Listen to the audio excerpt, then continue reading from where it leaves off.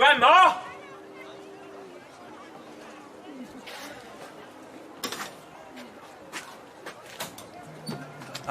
Look, I've come to see Grandma. She's sleeping. What, is she not well or something? Listen, I've been thinking maybe we should get someone to call round and take a look at her. There's something you should know. Something's been happening for the last few days. How do you mean? She told me about it this morning. A friend of hers, Miss Lowe or something. Yeah, she lives on George Street, yeah. She's ill. The vicar called, really ill. Grandma's been upset about it. Well, maybe that's why she's been acting so odd lately. She's just been bottling it up, keeping it to herself. It's best to let her rest for a bit.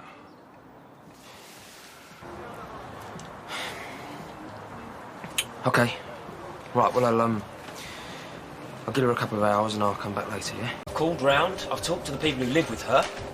What more do you want me to do? It's not what I want. That's not the point. Well, what then? Her friend being ill.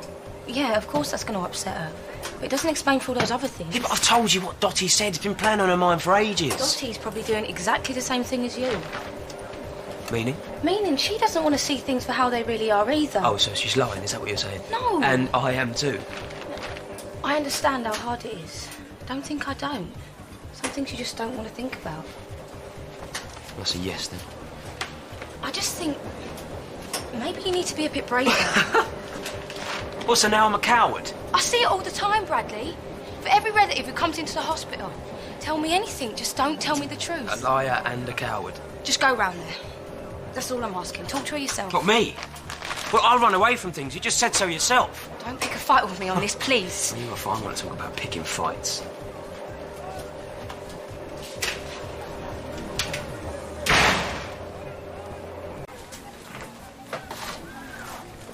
Hi, Brad.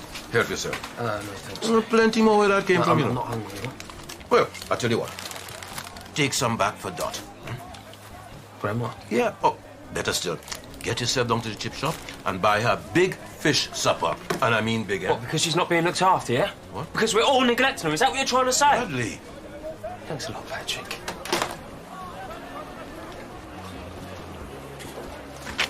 Nick, is Grandma up yet? I'm just getting some stuff in for her lunch. Right, well, I'll go and see her then. I don't think it's really a good time. That's all I've heard for the last couple of days.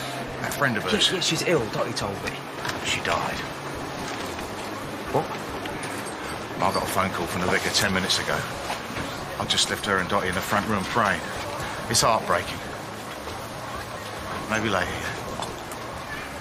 Respect Ma's grief.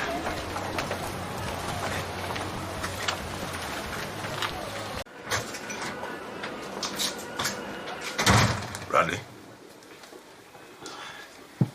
Listen, Patrick, I'm sorry about the shop earlier, OK? That was out of order. But Dot is okay, isn't she? I don't know. I mean, Sid doesn't seem to think she is, but... And Sid is a nurse? But she doesn't know her, does she? Not really. I mean, Grandma can be a little... well, forgetful sometimes. Dot is usually the first person to point out when I have forgotten to order something for the show. Yeah, but she's still fit and active. She's still working. She's still looking after her home. I mean, she's even looking after a small kid. I mean, that is hardly a woman who can't cope, is it? And is that what your girlfriend thinks, that she can't cope? Yeah, she's wrong. Come on, Patrick. This is Grandma. I mean, she's indestructible. She'll be marching around this square forever. Yeah, so that's what I used to think about, Jim.